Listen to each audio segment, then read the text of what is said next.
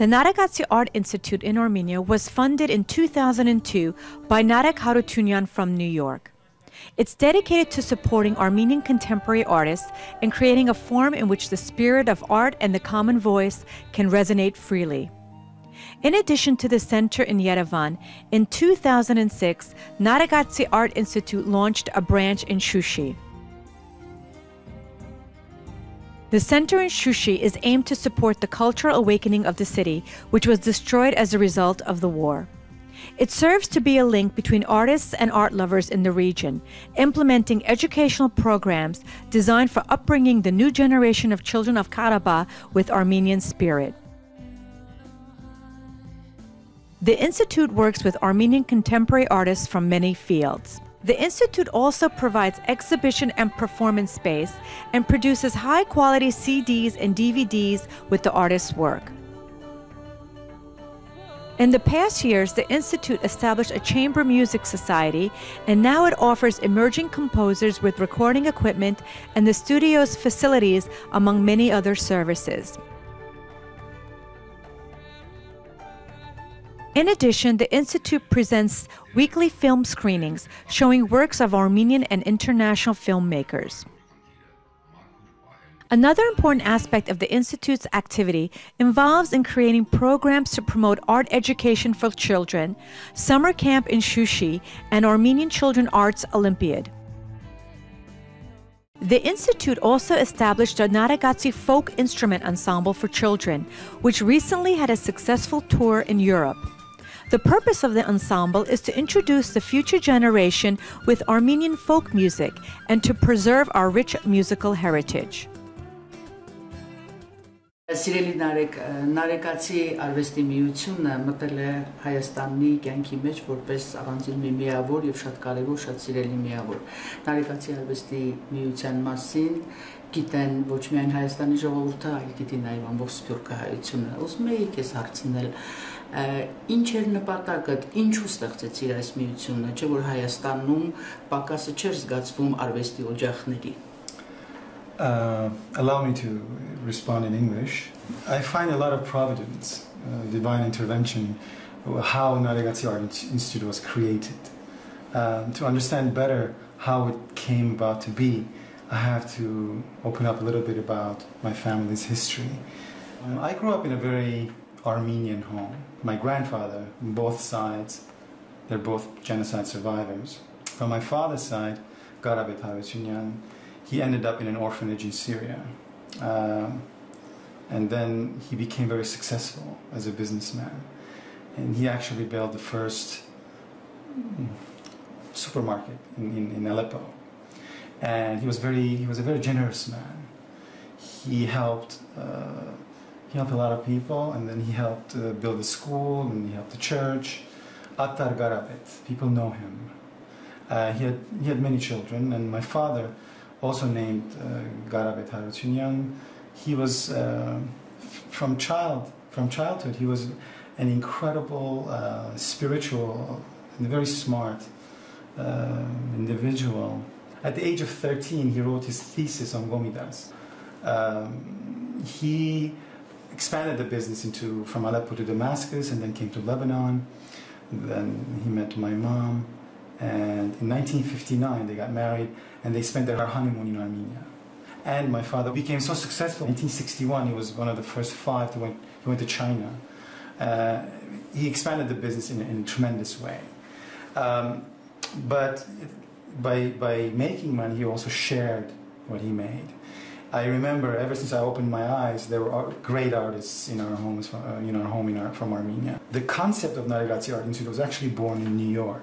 The idea came to me like, why can't we create an organization where art, Armenian art, is represented the way it should be represented. Արդեն փաստորեն 8 տարի է որ Naregatsi կենտրոնը գոյություն ունի։ Ես կուզենայեմ ես հակիրճ ասեիք 8 տարվա մեջ ինչ հաջողությունների մասին կարող եք խոսել, ինչ նվաճումների մասին կարող ես խոսել։ The first thing that comes to mind are the disabled, because when I started building the Naregatsi Art Institute in Yerevan, the center, the headquarters, during the construction period, I used to come back and forth to Armenia 4, 5, 6 times a year.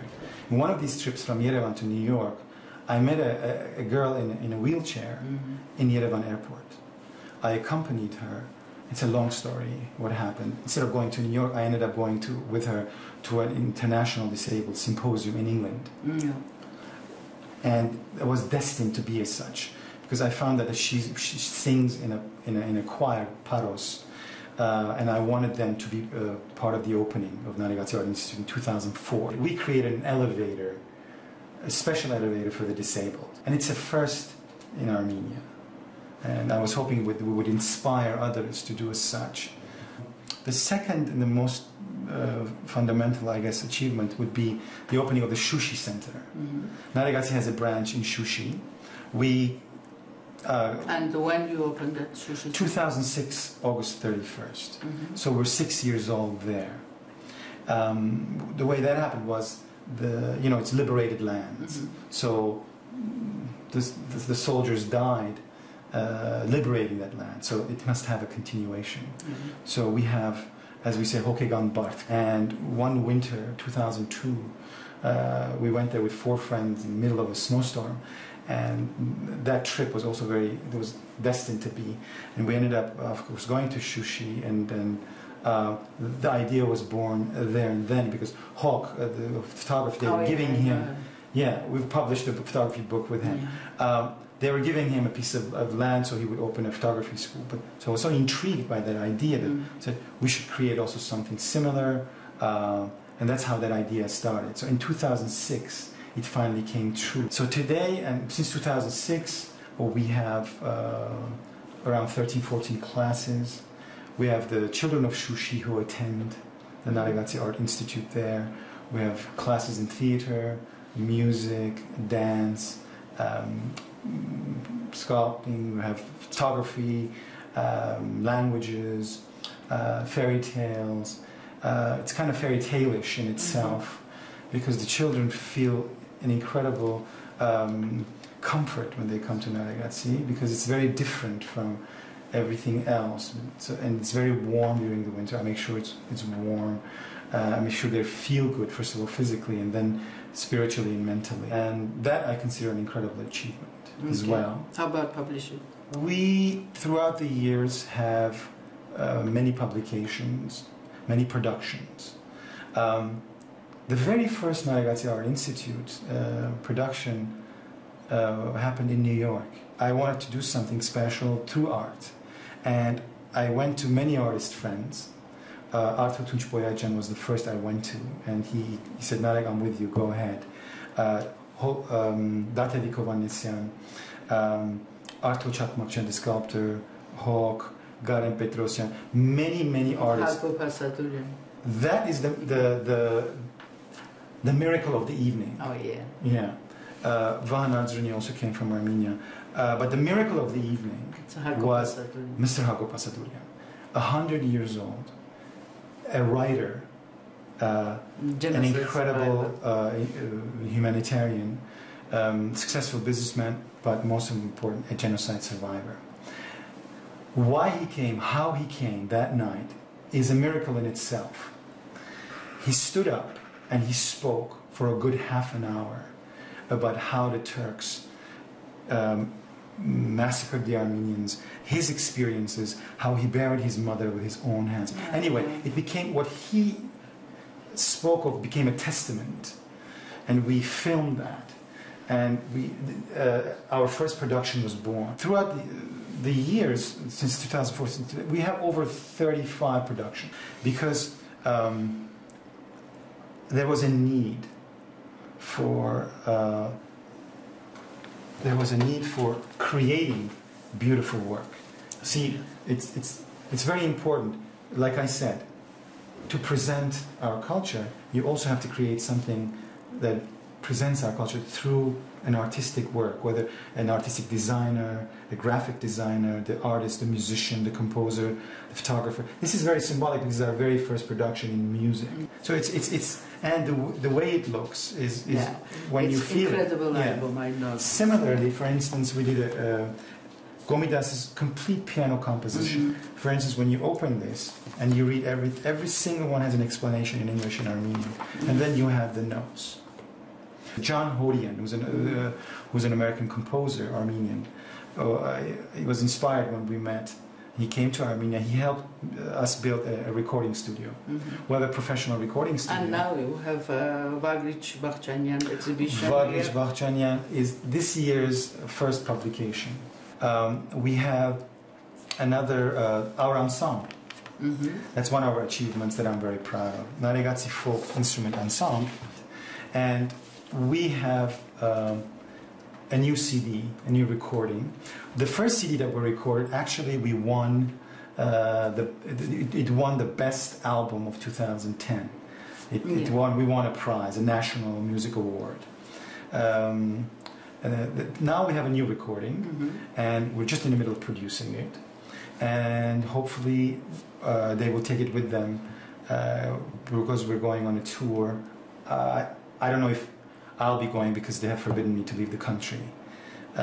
So they will be going to Germany and France again and touring 4 cities in Germany and around 10 cities in France. Նայեք, գիտես ինչ, լսում եմ քո բոլորս պատմությունները եւ առավել եւս ուշադրություն եմ դարձնում քո ոգևորությանը եւ զուգահեռ անընդհատ մտքիս մեջ գնում է վերջերս քեզ հետ կատարված վատ իրադարձությունները, որը որքան որ ցնցեց քո ընկերներին այստեղ Հայաստանում, առավել ցնցեց մեր նյույորքահայությանը, մեր արևելյան շրջանի հայությանը, որոնք շատ լավ գիտեն ոչ միայն Նարեգին, այլ գիտեն ընդհանրապես Հարությունյան երդաստանին։ Եվ ես չեմ կարող այս մեր հարցազրույցի մեջ ներողություն չանդրադառնալ այդ դեպքերին, որ տեղի ունեցավ քո կյանքում։ Մի քանի խոսքով ուզում եի, որ մեր ժողովրդին բացատրեիր ինչ էր սա։ In a nutshell, it's a fight between good and evil, because Naregatsi's mission is to serve our Lord and our culture and our heritage, and to preserve that which is good. I mean, we create values here in a nutshell, and we give hope. As far as the difficulties that arose, it has nothing to do with Naregatsi Art Institute or what Naregatsi Art Institute is all about. It has to do with our family and the investments that we've made in Armenia. My father, mostly it's his money that we started investing. After my mom passed away, my father wanted to do something special in her memory. So through a friend, Sevak Arzaruni, they had an organization, Yergir Repatriation. They used to build or renovate things in liberated lands. So we wanted to build a small village in my mom's memory. He built this village in Kelbajar, liberated lands. Today it exists. It's called Kanarava. And my father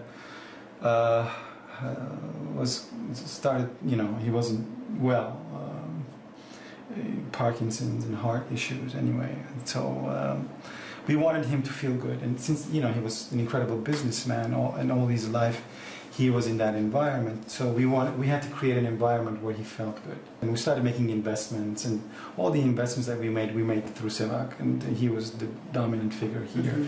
We started a business, Tsar, which is, anyway, it's a brand with distribution for food. Nothing. It wasn't a big business or anything, but it was a business. You had like around 30-40 people working for us. My father felt good in that environment.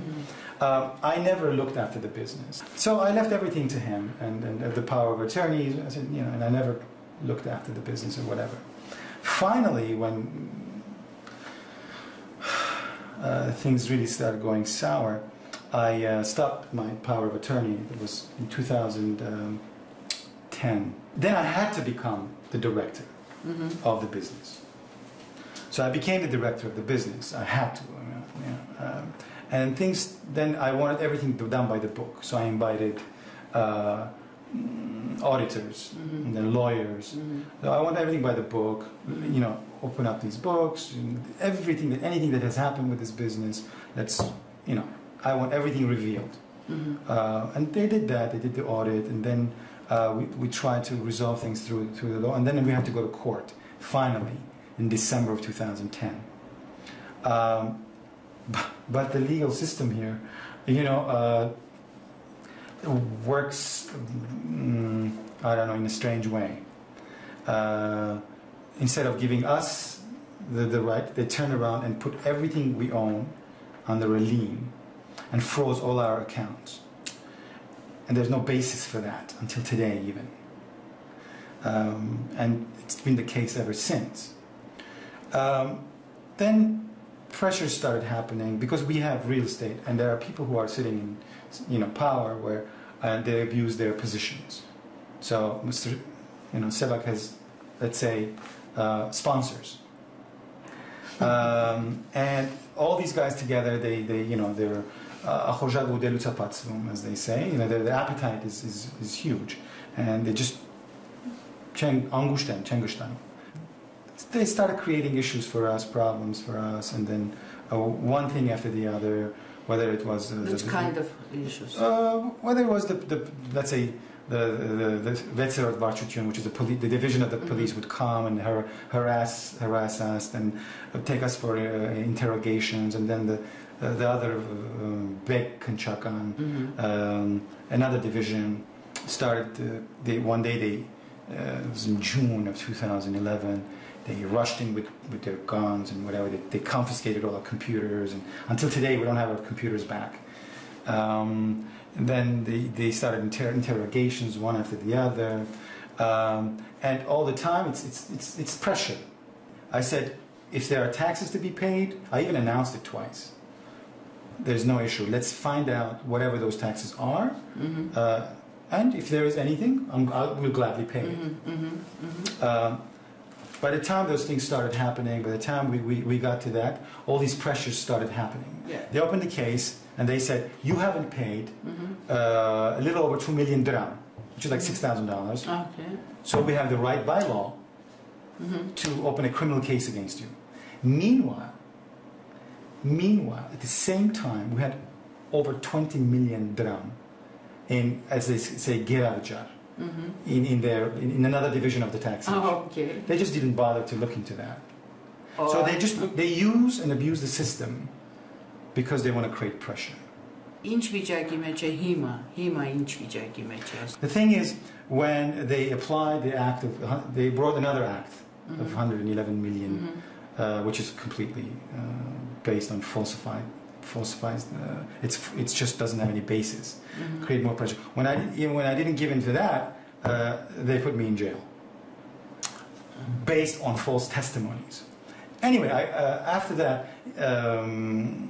when I got out of jail 4 days later, which was meant to be 20 days, they made me sign something that I can't leave the country, and that's very painful for me because in 2 weeks' time, the kids, the ensemble, 25 kids are going to Europe, and I'm not going to be with them because of this. The United States Embassy here, I had to inform them. The first time the inspector threatened me that he's going to put me in jail, which was in June, I had to report that. So they started monitoring things slowly, but when they put me in jail, the U.S. government, the first visitors were from the U.S. Embassy, because I had to inform them that this is what happened as a citizen. And they've been following everything. So they are with us. Nareg, ես գիտեմ, որ այս ամբողջ ճանապարհին դեր դու իսկապես շատ դժվարությունների միջով անցար, որովհետև ես կարծում եմ, որ դժվարությունը այնտեղ չէ, ինչ որ քեզ հետ պատահում է, դժվարությունը այնտեղ է, որ քո ճշմարտությունը չի անցնում։ Ես գիտեմ, որ այդ ճանապարհին դու ունեցար բավականին քեզ մարդիկ, որոնք քո կողքին կանգնեցին։ Ինչ կուզենայիր մեր հարցազրույցի վերջում իրենց ասել։ Life cannot be blue roses. The good and the bad are hand in hand. We have to concentrate on the good and feed the good and nurture that which makes us proud with our identity as Armenians. Whatever has happened to me, I'm not the only one. It's just that since Naregatsi has been serving with humility, with dignity, and helping and serving as such, it has a reputation. And people who have interacted with Naregatsi and Nareg know the truth.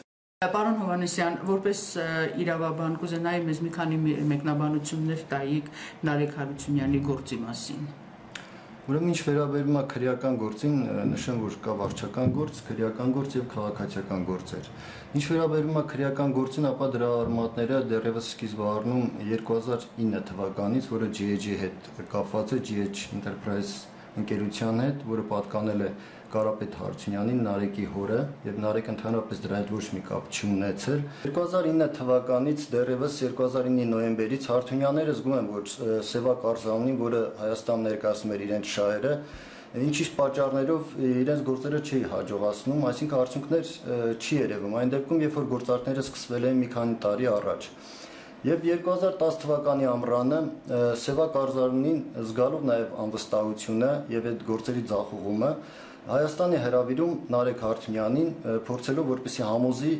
իր հոր ընկերության ղեկավարությունը իր ձեռքը վերցնի։ Խոսքը վերաբերում է GH Storage Enterprises ընկերությանը, որի ղեկավարը փաստացի Սևակ Արզանունին էր, իսկ տնօրենը Արտյոմ Մարտիրոսյանը, որը Սևակ Արզանունու վաղեմի գործընկերն էր եւ նույնպես Հարությունյանների վստահված անձ է։ 2010 թվականի սեպտեմբերի 11-ին, երբ որ Նարեկը դառնում է ընկերության տնօրեն, արդեն իսկ հաշվապահությունից տեղեկանում է, որ ինչ-որ խախտումներ կան, բայց քանի որ ինքը մասնագետ չի, բիզնեսով զբաղվելու հմտություն չունի, դիմում է աուդիտի։ Աուդիտի ստուգումների արդյունքում պարզվում է, որ մի շարք չարաշահումներ կան, ընկերությունից յուրացումներ կան։ Դա վերաբերում է տասնյակ միլիոնավոր դրամների։ Այդ նույն ժամանակահատվածում նա դադարեցնում է Սևակ Արզանունու նախկին տրված լիազորությունները եւ Սևակ Արզանունին, ինչպես ինքն է հետագայում դատարանում ցուցմունք տալիս այդ մասին, վիճաբանելու համար գալիս է GH Storage Enterprises, դա տեղի ունեցել 2010 թվականի սեպտեմբերի 25-ին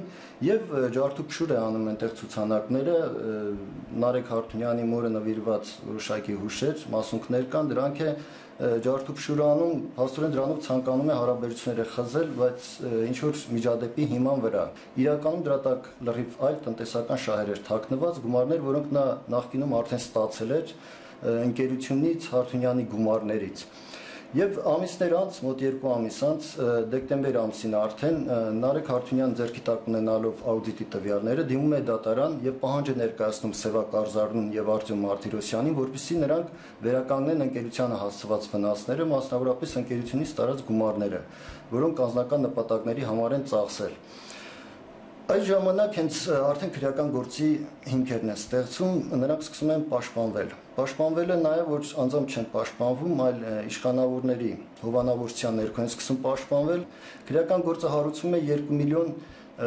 560,000 դրամ հարկեր չվճարելու փաստով։ Այն դեպքում, երբ որ ընկերությունը այդ ժամանակ պետության ուներ գերավճար վճարված 20 միլիոն դրամ։ Պարոն Իրավաբան, փաստորեն ստացվում է, որ կոպիտ ասած գողություն է մեծ հաշվով կատարվել եւ այդ գողությունը ծածկելու համար մեղադրանք է, հակամեղադրանք է հարուցվում Nareg Haroutuniani դեմ, այսինքն սարքվում է մեղադրանք Nareg Haroutuniani դեմ։ Այդպես եմ ճիշտ եմ հասկանում ես։ Ճիշտ այդպես է, որովհետև հետագա գործի քննությունն էլ հենց փաստում է դրա մասին ու ներկայիս դատաքննությունը փաստում այն մասին, որ այդ գործի քննությունը ամբողջությամբ շինծ է եղել։ Վկաները, որոնք որ քրեական գործով քննիչի մոտ ցուցմունքներ են տվել, ճիշտ հակառակ ցուցմունքներ են տալիս այժմ գործով դատարանում դատաքննության ժամանակ։ Սևակ Արզանունին ցուցմունք տվեց, որ ինքը ընկերությունից ավելի քան $600,000 գումար է ստացել։ Դատախազի կողմից հարց հնչեցվեց, որպես ինչ այդ գումարները որպես ինչ եք ստացել, որպես ինչ եք վերցրել, բա պատասխանը եղավ այն, որ այդ գումարները ստացել է որպես ավանս, այսինքն կանխավճար, հետագայում ընկերության գործունեությունից գոյանալիք շահույթից։ Բայց ես ասեմ, որ ընկերությունը առ այսօր դեռևս շահույթ չի արձանագրել, ամենայն դեպս Սևակ Արզանունու ժամանակ վնասներով է աշխատել, բայց վերջին ժամանակներս Nareg Hartouniani տնօրեն եղած ժամանակ գոնե նրա հետևանքով, որ ինքը յուրացումներ չի կատարել ընկերությունից, ընկերությունը կարելի ասել եկել է որոշակի զրոյական վիճակի, բացառությամբ այն վարկերի, որոնք որ վերցրած են եղել Սևակ Արզանունին եւ Արտյոմ Մարտիրոսյանը, բնակարան, մեքենա եւ այլ գնումների համար, անձնական նպատակների համար, այդ վարկերը մնացել են եւ այսօրվա դրությամբ իհարկե ոչ Nareg Hartounian-ը, Nareg Haroutunian-ի եղբայրը, որը այսօր արդեն հանդիսանում է ընկերության միակ մասնակիցը որպես հոր ժառանգ, նրա կողմից այդ գումարները վճարվում են, ընկերության այդ պարտավորությունները, որոնք ժառանգություն են մնացել, դրանք փակվում են։ Ինչ վերաբերում է քրեական գործով Նարեգին առաջադրված մեղադրանքներին, դա պայմանական 3 դրվագների է բաժանված։ Առաջինը, մինչ Նարեգի տնօրեն դառնալը, իբր նա ընկերությունը փաստացի ղեկավարել է, քննիչի այս պատճառաբանության տակ դրված է այն պատկերացումը, որ Nareg Hartounyan-ը, քանի որ հանդիսացել է ընկերության սեփականատեր Կարապետ Հարությունյանի որդին, ուրեմն նա է ղեկավարել ընկերությունը։ Որևէ փաստ դրա վերաբերյալ որևէ վկայություն, գոյություն չունի, այդ թվում այն մարդկանց կողմից, ովքեր որ Նարեգենց դեմ ցուցմունք են տվել, այսինքն լրիվ անհիմն է այդ մասը։ Եվ այդ ժամանակ ընթացքում արձանագրել են, որ 26 միլիոն դրամի չարաշահումներ է եղել։ Երկրորդ մասը վերաբերում է սեպտեմբերի 2010 թվականի սեպտեմբերի 11-ից հետո, երբ որ Nareg Hartounian-ը հանդիսացել է ընկերության տնօրեն։ Այդ ժամանակա ընթացքի համար արձանագրված է, որ իբրև պետությանը չի վճարվել 38 միլիոն դրամի չափով հարկեր, տուժերով, տուգանքներով հանդերձ։ Ուրեմն այդ ժամանակի հետ կապված ես շատ կարևոր մի հատ փաստ ունեմ նշելու, քննության ժամանակ ընկերության գլխավոր հաշվապահը, որը հենց այդ ժամանակի գլխավոր հաշվապահն է եղել եւ քննության ժամանակ Նարեգի դեմ է ցուցմունքներ տվել, դատաքննության ժամանակ ցուցմունք տվեց, որ երբ որ ինքը դարել է գլխավոր հաշվապահ, այսինքն Նարեգի տնօրեն դառնալուց անմիջապես հետո, ինքը հայտնաբերել է, որ Սևակ Արզարունի եւ Արտյոմ Մարտիրոսյանի ժամանակ ընկերության ապրանքները վաճառվել է, այն վաճառքի ենթակա ապրանքները վաճառվել է եւ որևէ գրանցում չի կատարվել, գումարներն յուրացրել են։ Եվ այդ փաստի կապակցությամբ, քանի որ փաստաթղթային ձևակերպում չի եղել, ինքը առաջարկել է եւ պնդել է, քանի որ մասնագետի ինքն է եղել, որպեսզի կեղծ հարկային պարտավորություններ առաջացվի։ Այսինքն ոչ թե եղած հարկային պարտավորությունները թաքցնել, այլ հակառակը ցույց տան իբր ապրանքներ կա պահեստում, որը փաստացի չկա, ցույց տան իբր թե վաճառք է տեղի ունեցել եւ բարեխիղճ հարկեր վճարեն։ Փողերի լվացման հիմքում ի՞նչն են կաց։ Փողերի լվացման հիմքում Սևակի մատնեխառ, ասենք առանց Սևակի որևէ մեղադրանք չկա։ Սևակը ունեցել է ավերված տուն Շուշիում։ Ընկերությունից նույնպես գումարներ է վերցրել եւ գումարների դիմաց առաջարկել է, որպեսզի իր այդ տունը ձևակերպի Նարեգի անվամբ։ Իհարկե այդ հարցի լուծողը Նարեգը չի եղել, Նարեգը այդ տանը ընդհանրապես չի կպել, որևէ գործ չի կատարել։ Այդ հարցի լուծողը Նարեգի հայրն է, որտեղ այդ գումարները Նարեգի հոր գումարներն են։ Եվ Նարեգը չէր կարող ասել, որ Շուշիում ուզում եմ տուն ունենալ։ Դա ընտանեկան որոշելու հարց էր։ Եվ այդ տարած գումարների դիմաց Նարեգի հայրը որոշել է, որ դե գոնե թող այդ տունը տա։ Իսկ այդ տունը $20,000 է գնահատվել, այն դեպքում, երբ որ այդ տունը այդ նույն ժամանակահատվածում գնահատում է արկա, քննության էլ ներկայացված է $5,000-ից ավել լինել չէր կարող։ Եվ այս առու վաճառք իրանց միջև դիտվել է որպես իբր Նարեգ 2010 թվականին տնօրեն չեղած ժամանակ հանդիսանալով Կարապետ Հարությունյանի որդին, փաստացի ղեկավարել է ընկերությունը, ընկերության միջոցների հաշվին, այսինքն այն միջոցները, որ հարկ չի վճարել, դրա հաշվին տուն է գնել։ Այստեղ մի հատ էպիզոդ էլ կա։ Երբ որ գալիս են ընկերությունը ստուգելու, ստուգում են օպերատիվ բաժնից հարկային եւ պարզում են, որ տան գնելու ուղղությամբ որևէ գումար ընկերությունից դուրս չի եկել։ Այսինքն հենց այդ հարկային ստուգման վել պարզվել է, որ այդ բնակարանը ոչ թե ընկերության միջոցների հաշվին է գնվել, այլ Կարապետ Հարությունյանի հաշվից է դուրս գնացել։ Այսօրվա դրությամբ քրեական գործը կարելի ասել լավ ընթացքով է գնում, որտեղ ինչպես արդեն նշեցի, բոլոր վկաները գալիս են տալիս են ճիշտ ցուցմունքներ, իսկ ճիշտ ցուցմունքները հօգուտ Nareg Hartounyan-ի եւ նրա հետ մեղադրվող մյուս երկու անձանց են, նրանցից է նաեւ Անի Նացականյանը, որը ընդհանրապես նրա գործողությունները որևէ կերպ հնարավոր չի կապել, ինչի եմ նշում Անի Նացականյանին, որովհետեւ մի դեպքում Նարեգն է մշակույթի բոլորտում է նա գործում, մյուս դեպքում աղջիկ է չամուսնացած եւ նրանք փորձ են կատարում այս երկու անձանց միջոցով Սարո Հարթունյանի վրա ճնշում գործադրել, ինչպես գումարները վճարելու, այնպես էլ մնացած այլև այլ հարցերով, որտեղ այս շրջանակներում չի ավարտվում այս խնդիրը, կան նաև այլ խնդիրներ, այլ հարցեր, որոնց լուծումը փորձում են այս քրեական գործի շրջանակներում տալ։ Պարոն Փաստաբան, շնորհակալություն ձեր այս հանգամանալից մեկնաբանությունների համար եւ ես հուսով եմ, որ մեր դատական համակարգը վերջնականապես չի աղավաղված եւ կանի իր ճիշտ լուծումը եւ շատ սիրելի Nareg Haroutunian-ը կարժանանա իր արդար վճռին։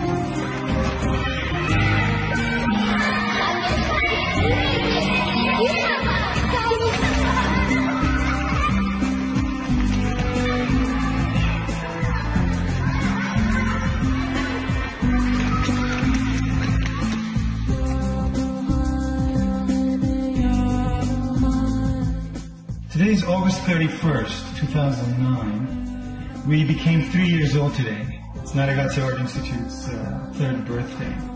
If you go back 3 years ago, there was absolutely no roof here.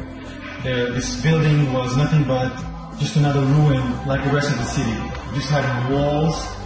So we renovated this entire building. We built classrooms, we built this entire roof, and we made it into, as you see, a place where the children can come, they can feel warm, they can look and they can say, you know, there's something quite amazing done here.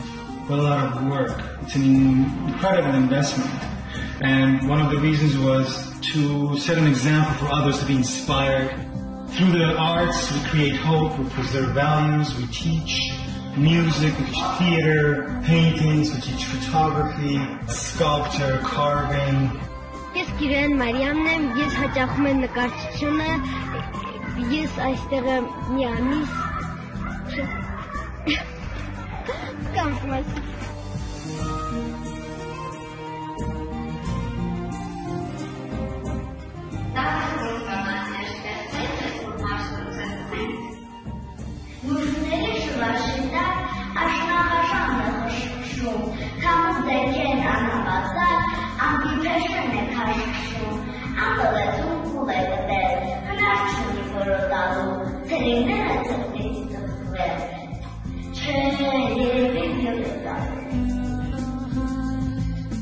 Եվ պիտի դուք թևեր առնել թրջեք գնալ ուրախանալ։ Երկում է Մարիկը ու մի երախան աղվես ներվա։ Հետո տեսնում, որ ծարավը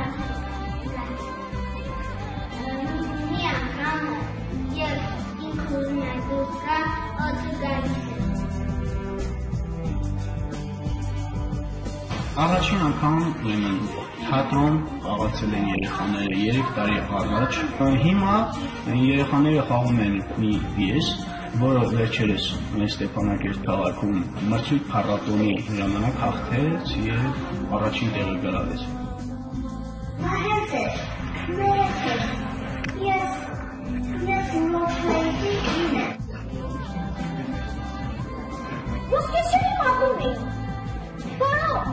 Ես ասերը, պիտի հարվասերը և նորան զավակը գորոզը։ It's a wonder what the children have done, what they're doing, what they're feeling, especially the fact that all these children and all these families have come from different parts.